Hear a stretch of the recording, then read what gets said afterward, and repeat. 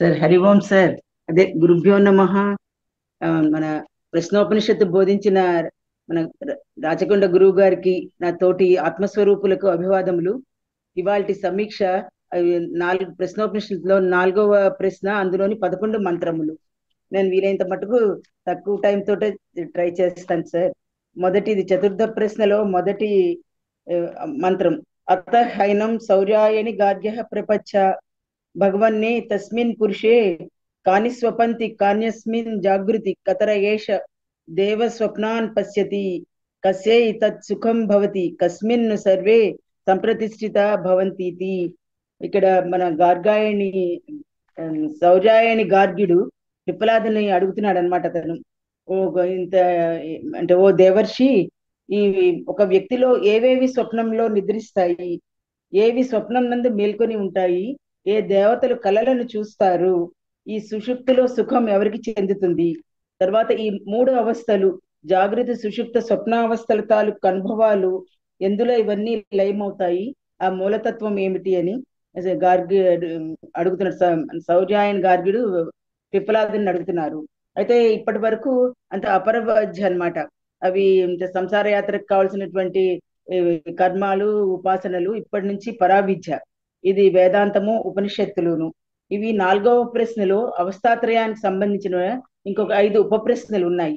ఆ 5 ఉప ప్రశ్నలు ఏమిటంటే, మహాత్మా ఒక భగవాన్ ఏతస్మిన్ పురుషే కాని స్వపంతి, మహాత్మా ఒక వ్యక్తిలో ఏవి స్వప్నంలో నిద్రిస్తాయి, కాన్యస్మిన్ జాగృతి వ్యక్తి స్వప్నంలో ఏ ఏ కరణాలు మేల్కొని ఉంటాయి, కతర ఏష దేవ స్వప్నాన్ పశ్యతి ఏ దేవత కలలను చూస్తుంది, కస్తై తత్ సుఖం భవతి వ్యక్తి సుషుప్తిలో ఈ సుఖాన్ని ఎవరు పొందుతారు, ఎవరికి చెందుతుంది, కస్మిన్ సర్వే సంప్రతిష్ఠతే భవంతి ఎందులో అన్ని విలీనం అవుతాయి, తురియమ్మ పరా అని అడుగుతున్నారు అనమాట. అయితే ఇది 2వ మంత్రం, తస్మై సహోవాచ యథా గార్గ్య మరీచయోర్కస్యాస్తం గచ్చత్ తస్సర్వ ఏతస్మిన్స్తే జో మండల ఏకీభవంతి తాః పునః పునః ఉదయతః ప్రచరంతే చేవం హవై తత్సర్వం పరే దేవే మనస్యే ఏకీభవతి తేన తర్హేష పురుషో న శృణోతి న పశ్యతి న జిగ్రతి న రసయతే న స్పృశతే న అభివదతే న దత్తే నా ఆనందయతే నా విసృజతే నేయాయతే స్వపీతిత్యా చక్షతే. అంటే ఆ గార్గ్యుని కొరకు పిప్పలాద్ మహర్షి ఈ విధంగా చెప్పాను. అతను, ఓ గార్గ్య, ఏ విధంగా అయితే అస్తమిస్తున్న సూర్యుని కిరణాలన్నీను ఇవన్నీ కూడా ప్రజ్వలించే సూర్యగోళం మందు ఒక్కటిగా అవి విలీనం అయిపోతాయో, మరలా ఉదయించినప్పుడు ఆ సూర్యుని కిరణాలు మళ్ళా అంతా ప్రసారం అవుతాయి. అదే విధంగా ఈ ఇంద్రియాలు సర్వము కూడాను ఇవి మనస్సు, ప్రకాశవంతమైనటువంటి మనస్సు అనేటువంటి పరమదేవుని అందే నిద్రా సమయంలో ఏకమవుతాయి. అందువల్ల ఆ సుషుప్తి కాలంలో ఎవరు కూడా ఏ వ్యక్తి వినడు, చూడడు, వాసన చూడడు, రుచి చూడడు, స్పర్శించడు, మాట్లాడడు, తీసుకోడు, విసర్జించడు, ఆనందించడు, కదలడు, అట్టి వ్యక్తిని జనులు అందరూ నిద్రిస్తున్నాడు అంటారు. ఇందులోని ఏ తస్మిన్ పురుషే కాని స్వపంతి అంటే స్వప్నం మంది ఏ ఏ కరణాలు మేల్కొని ఉంటాయి అని అడుగుతున్నారు. ఇది మొదటి ఉప ప్రశ్నకు ఇది సమాధానం. ఇది ఏంటంటే మేల్కొని ఉంటాయంటే, పంచ జ్ఞానేంద్రియాలు, పంచ కర్మేంద్రియాలు నిద్రిస్తున్నాయి. అవి మాత్రం ఎక్కడ అంటే వాటికి అధిష్టాన దేవత అయినటువంటి మనస్సులో. అయితే అది శాశ్వతంగా కాదు, అంటే మళ్ళా అవి లేస్తాయి. శాశ్వతంగా అవి నిద్రిస్తే మరణమే. ఇది వివరించడానికి ఉపనిషత్తు ఒక మంచి దృష్టాంతాన్ని తీసుకుంది.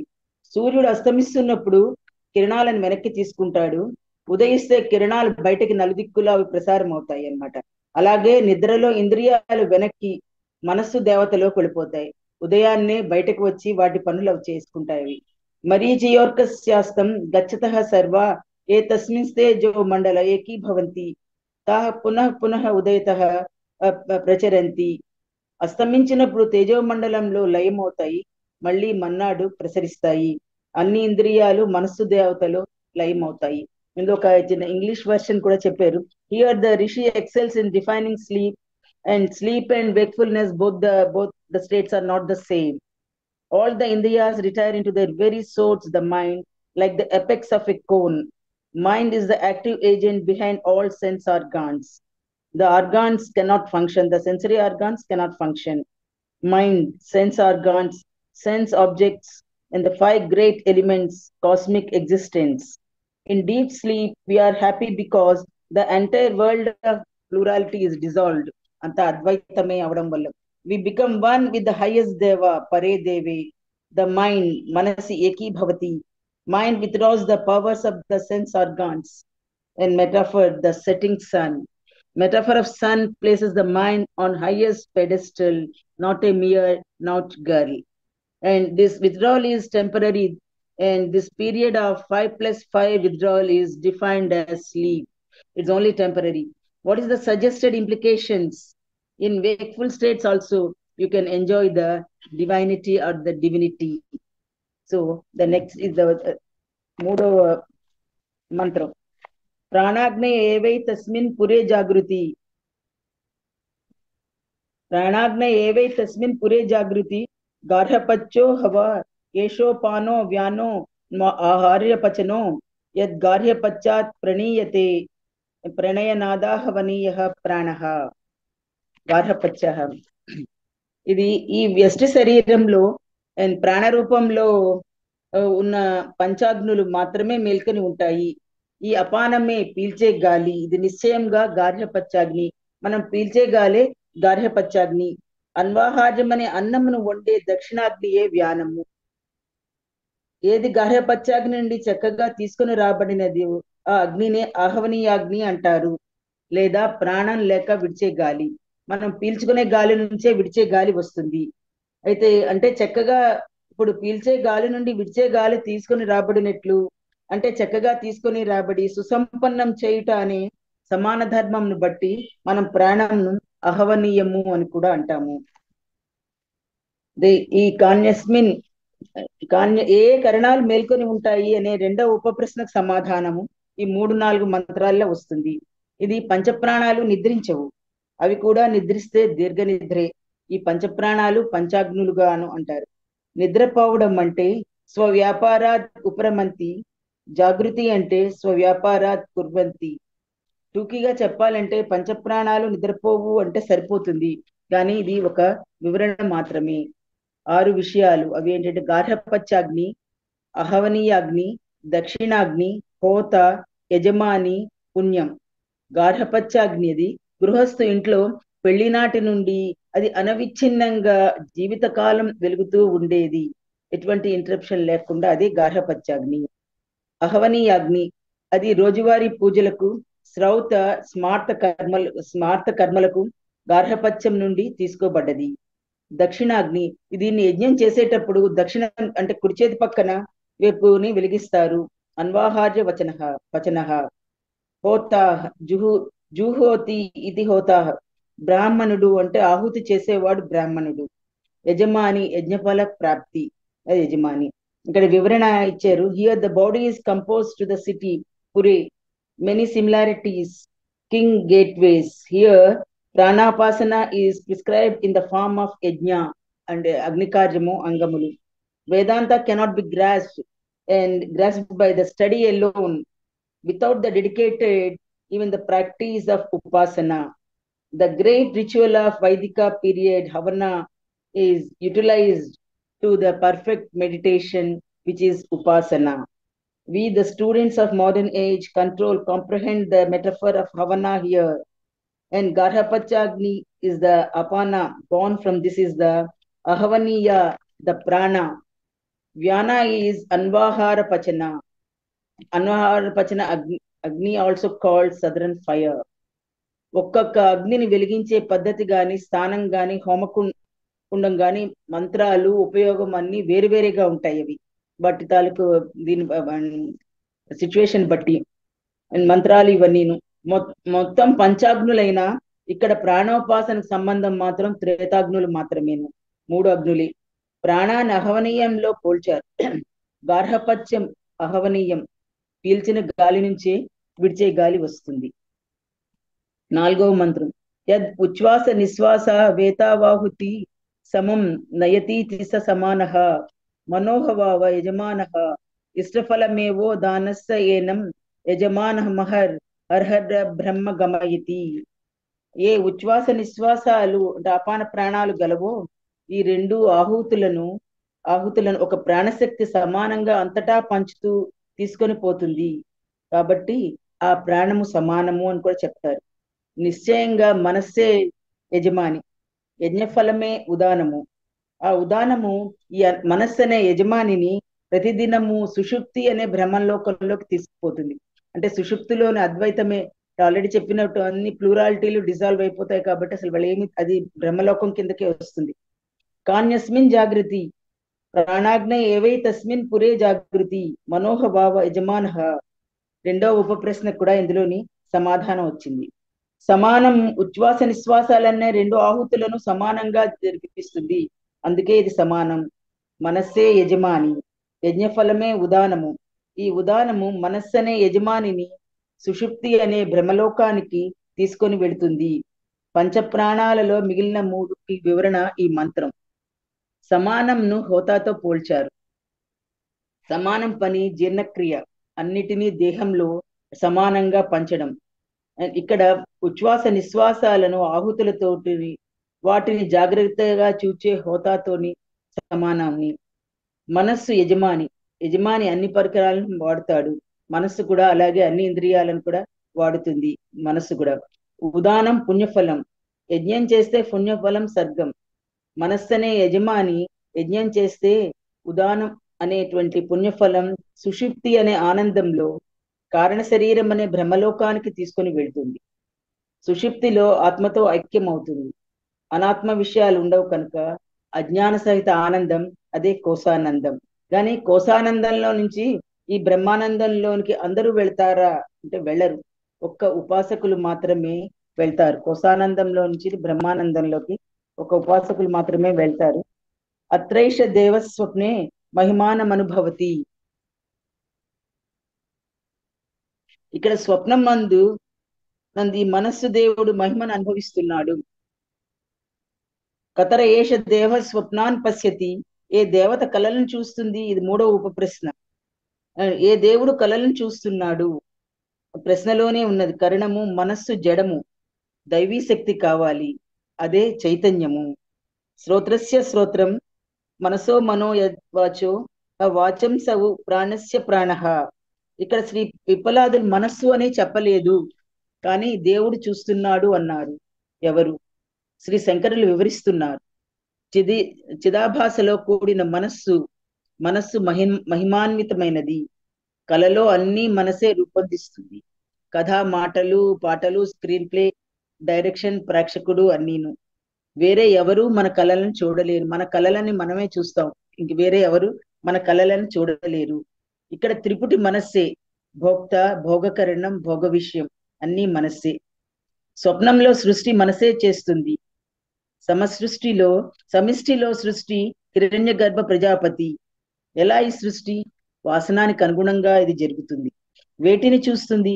యదృశ్యం అదృశ్యం అను పశ్యతి, శృతమశ్రుత్ మనశ్రోతి, సర్వం పశ్యతి, సర్వ పశ్య అని. Are we the thinker? Next 5లో ఇంకొక ప్రశ్న. యదృష్టం అదృశ్యం అనుపశ్యతి, శృతం మేవార్థమను శృణోతి, దేశ దిగంతరైశ్చ ప్రత్యనుభూతం పునః పునః ప్రత్యనుభవతి, దృష్టం చాదృష్టం చ శృతం చాశ్రుతం చానుభూతం చాననుభూతం చ సత్యాసత్య సర్వం పశ్యతి, సర్వ పశ్యతి. ఇది యదృష్టం. మనసు దేవుడు ఏదేది జాగ్రత్త నుండి చూడబడినవో వానిని మరలా చూస్తున్నాడు. ఏదేది వినబడినదో దానిని మరలా వింటున్నాడు. దేశములు, దిక్కులు, ఏ దిక్కుల యందు పలుమార్లు అనుభవింపబడిన ప్రతి దాన్ని మరల అనుభవిస్తున్నాడు. చూడబడినది, చూడబడనిది కూడా, వినబడినది, వినబడనిది కూడా, అనుభవించబడిన దానిని, అనుభవింపబడిన దానిని కూడా, యథార్థమైన దానిని, యథార్థం కాని దానిని కూడా సర్వమును చూస్తున్నాడు. సర్వరూపుడై మనసు దేవుడు స్వప్నంలో చూస్తున్నాడు. 6వ ప్రశ్న. స యదా తేజస అభిభూతో భవతి, అత్రైష దేవ స్వప్నాన్న పశ్యత్యథా, తదై తస్మిన్ శరీర ఏతత్ సుఖం భవతి. ఆ మనోమయ దేవుడు ఎప్పుడైతే తేజస్సు చే తిరస్కరింపబడతాడో, అంటే చైతన్యం చే తిరస్కరింపబడతాడో, ఆ సమయమునందు ఈ మనోమయుడు అనే దేవుడు ఇక ఏ కళలని కనడు. అటు తర్వాత అంటే అప్పుడు సుషుప్తిలో కారణ శరీరమునందు ఈ సుషుప్తి సుఖం కలుగుతుంది. ఈ సుఖం ఎవరికి చెందుతుంది అనేటువంటి 4వ ప్రశ్నకు ఏతత్ శరీరే సుఖం భవతి, కారణ శరీరం సుఖాన్ని అనుభవిస్తుంది అంటే ప్రాజ్ఞుడు అనుభవిస్తాడు. ఇది వేరే విధంగా కూడా వివరణ. సతేజసాభిభూతో భవతి అనే దానికి 2 అర్థాలు ఉన్నాయి. వాసనలు నిలువ ఉన్న మనస్సుకు చిత్తం అడ్డుపడుతుంది, కలలు ఆగిపోతాయి, లేక బ్రహ్మ అడ్డుపడుతుంది అని కూడా అనొచ్చు. సవిశేష చైతన్యాన్ని నిర్విశేష చైతన్యము అధిగమిస్తుంది. సవిశేష జ్ఞానం తిరోభూతమవుతుంది. అప్పుడు మనస్సు ఏవి కలలను చూడదు. అప్పుడు అంతఃకరణ చత్వారీ పని చేయదు. అదే సుషుప్తి. కార్యమైన మనస్సుకు కారణ వస్తువుకు పోతుంది, బీజ వస్తువుకు పోతుంది. ముద్ద మైనం బొమ్మ ముద్ద అయింది, అక్కడ వృత్తులు ఏమీ ఉండవు, నో వృత్తి. ద్వైత భావన లేమిచే సుషుప్తిలో ఆనందం, ఇది కోసానందం. ఇక్కడ ఎందుకు మళ్ళీ జారిపోతుంది? కారణం శరీరం కూడా జడమే. అది అనుభవించాలి అంటే చైతన్యంలో కూడితేనే అది అనుభవిస్తుంది. అది చైతన్యంలో కూడితేనే అనుభవిస్తుంది. 7వ ప్రశ్న, స యథా సౌమ్య వయాంసి వాసో వృక్షం సంప్రతిష్టంతే ఏవం హవై తత్సర్వం పర ఆత్మని సంప్రతిష్టతే. అంటే ఓ ప్రియదర్శన, ఈ సుషుప్తి ఎట్లాగంటే పక్షులు ప్రతిరోజు సాయంకాలం ఏ విధంగా తాము నివసించే గూటికి వృక్షాన్ని చేరుకుంటాయో, అదే విధంగా నిశ్చయంగా ఇంద్రియాలు కూడా మనస్సు మొదలగు పరమాత్మతో నిలిచి ఉంటాయి. ఇవన్నీ లయమైపోతాయి. ఈ మంత్రం నుంచి కస్మిన్ సర్వే సంప్రతిష్టతే భవంతి అనే 5వ ప్రశ్నకు జవాబు, ఎందులో లయమవుతాయి అనే దానికి జవాబు అన్నమాట. ఎందులో అన్ని లయమవుతాయి? తత్సర్వం పర ఆత్మని సంప్రతిష్టతే, అన్ని పరమాత్మతోటే లయమవుతాయి. ఆ పరమాత్మ ఏమిటో తరువాత 2వ మంత్రంలో వివరణ వస్తుంది. ఇక్కడ చక్కని దృష్టాంతం ఏంటంటే, ఎలా పక్షులు సాయంత్రానికి తాము నివసిస్తున్న గూటికి చేరుకుంటాయో అలా అన్ని పరమాత్మలో లీనం అవుతాయి. సర్వం పర ఆత్మని సంప్రతిష్టతే అంటే తురీయంలో లయమవుతాయి. సర్వం పరబ్రహ్మలో అంటే సకల ప్రాణికోటి, దేశకాలాలు, వస్తువులు అన్నీ చెప్పుకోవాలి. మొత్తం సృష్టి లయమవుతుంది. మాయాకల్పిత దేశకాల కాలన చిత్రీకృతం, మాయతే కల్పించబడిన చిత్ర విచిత్రములు దేశకాలము. ఈ విషయాన్నే ఉపనిషత్తు ఇంకొక విధంగా కూడా బోధిస్తుంది. భోక్త, భోగకరణం, భోగ్య విషయం త్రిపుటి, కర్తృకరణ కర్మ వికల్ప, ద్రష్ట దర్శన దృశ్య వికల్ప, ప్రమాత ప్రమాణ ప్రమేయ వికల్ప అని బోధిస్తుంది. ఇంకో విధంగా కూడా బోధిస్తుంది.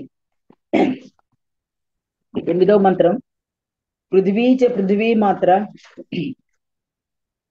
చాపశ్చ చాపో మాత్ర, చ తేజశ్చ తేజో మాత్ర, చ వాయుశ్చ వాయుమాత్ర, ఆకాశశ్చ ఆకాశ మాత్ర, చ చక్షుశ్చ ద్రష్టవ్యం, చ శ్రోత్రం చ శ్రోత్రవ్యం, చ ఘ్రాణం చ ఘ్రాతవ్యం, చ రసశ్చ రసయితవ్యం, చ త్వక్చ స్పర్శయితవ్యం, చ వాక్చ వక్తవ్యం, చ హస్తౌ చాదాతవ్యం, చోపస్థశ్చానందయితవ్యం, చ పాయుశ్చ విసర్జయితవ్యం, చ పాదౌ చ గంతవ్యం, చ మనశ్చ మంతవ్యం, చ బుద్ధిశ్చ బోద్ధవ్యం, చ అహంకారశ్చ అహం కర్తవ్యం, చ చిత్తం చ చేతయితవ్యం, చ తేజశ్చ విద్యోతయితవ్యం, చ ప్రాణశ్చ విధారయితవ్యం. చ పృథివీ తన్మాత్ర, నీటి తన్మాత్ర, అగ్ని తన్మాత్ర, వాయు తన్మాత్ర, ఆకాశం తన్మాత్ర, ప్రపంచ స్థూల సూక్ష్మ భూతాలు, కంటితో చూసే రూపం, చెవితో వినే శబ్దం, ముక్కుతో పీల్చే వాసన, నోటితో పొందే రుచి, చర్మంతో కలిగే స్పర్శ, పంచ జ్ఞానేంద్రియాలు, నాలుకతో మాట్లాడబడేది, చేతులతో తీసుకునబడేది, జననేంద్రియం దానితో ఆనందించబడేది, విసర్జించేది దానితో విసర్జించబడేది, పాదాలు పాదాలతో వెళ్ళగలిగేది, మనస్సు మనస్సుతో ఆలోచించేది, బుద్ధి బుద్ధితో తెలుసుకునేది, నేను అనే స్ఫురణ నేనుగా తెలుసుకోబడేది, చిత్తం అంటే చిత్తంలో గుర్తుంచుకోబడేది, అంతఃకరణాలు 4 అంతఃకరణాలు, కాంతి కాంతిచే ప్రకాశింపబడేది, ప్రాణం ప్రాణంతో ముడిపడి ఉన్నవి, ఇవి 5 ప్రాణాలు. అన్ని పరబ్రహ్మంలో అన్ని పరబ్రహ్మంలో లయమవుతున్నాయి. ఇవన్నీ కూడా పరబ్రహ్మంలోనే లయమవుతున్నాయి. 9వ మంత్రం, ఏష హి ద్రష్ట స్పృష్ట శ్రోత ఘ్రాత రసయిత మంత బోద్ధ కర్త విజ్ఞానాత్మ పురుషస్ పరేక్షర ఆత్మని సంప్రతిష్టతే. ఏంటంటే ఇక్కడ చూచేది, స్పర్శించేది, వాసన చూసేది, రుచి చూసేది అనగా పంచ జ్ఞానేంద్రియాల ద్వారా వ్యవహరించేది, ఆలోచించేది, తెలుసుకునేది అనగా 4 అంతఃకరణాల ద్వారా వ్యవహరించేది, కర్త అనగా పంచ కర్మేంద్రియాల ద్వారా వ్యవహరించేది, విజ్ఞానాత్మ లేక జీవాత్మ అనగా లేకపోతే జీవాత్మయే. సుషుప్తిలో ఈ జీవాత్మ పరబ్రహ్మంలో ఐక్యం చెందుతుంది. సుషుప్తిలో ఇది పరబ్రహ్మంలో ఐక్యం చెందుతుంది. 10వ మంత్రం, పరమేవాక్షరం ప్రతిపద్యతే సయోహ వై తదచ్ఛాయం అశరీరమలోహితం శుభ్రం అక్షరం వేదయతే యస్తు సౌమ్య స సర్వజ్ఞ సర్వో భవతి తదేశ శ్లోకః. ఏ సౌమ్యుడా, ఆయన పిప్పలాదుడు చెప్తున్న, ఏ సౌమ్యుడా, ఈ కారణ శరీరం లేని, సూక్ష్మ శరీరం లేని, స్థూల శరీరం లేని పరం అక్షరం బ్రహ్మను ఎవరు తెలుసుకుంటారు, అతను మాత్రమే పొందుతాడు. అతను సర్వము తెలిసిన వాడు అవుతాడు, సమస్తము తానే అవుతాడు. దాని గురించే ఈ శ్లోకము. 11వ మంత్రం, విజ్ఞానాత్మ సహ దేవైశ్చ సర్వై ప్రాణాభూతాన్ని సంప్రతిష్టంతి యత్ర తదక్షరం వేదయతే యస్తు సౌమ్య స సర్వజ్ఞ సర్వమేవా వివేసేతి. అథర్వ వేదంలో ఇది 4వ ప్రశ్న. ఏ పరబ్రహ్మందైతే విజ్ఞానాత్మ అంటే జీవాత్మ సకల దేవతలతో బాటుగా ఇంద్రియములు, ప్రాణపానాదులు, సకల స్థూల సూక్ష్మ భూతములు చక్కగా ప్రవేశించి నిలిచి ఉన్నవో, ఎవడైతే అటు అక్షర పరబ్రహ్మను తెలుసుకుంటాడో అతడే సర్వము తెలిసిన వాడై సర్వమును ప్రవేశించును అని ఆ పిప్పలాదుడు ముగించేను. ఈ విధంగా ఇది ఈ 11 ఈ మంత్రాలు. స్వస్తి. నాకు ఈ అవకాశం ఇచ్చిన మన గురువు గారికి, రాచకొండ గురువు గారికి, మన అధ్యయన భారతి శివ పరివారానికి ధన్యవాదాలు. Thank you sir. నేను ఏదైనా కొంచెం తొందరలోని పొరపాట్లు ఏమైనా అయితే తప్పకుండా మన్నిస్తారని అనుకుంటున్నాను. Thank you sir. Thank you. 4వ మంత్రాన్ని సమీక్షించినటువంటి రాళ్లపల్లి అమ్మగారికి అనేక అభివందనలు. బాగా చేశారు, చదివారు, స్లైడ్స్ అన్నీ చూశారు, హోంవర్క్ బాగా జరిగింది, ప్రజెంటేషన్ కూడా బాగుంది, సమయంలోపునే ముగించారు. ఈనాడు ఒకసారి దీన్ని పునర్వీక్షణం చేద్దాం.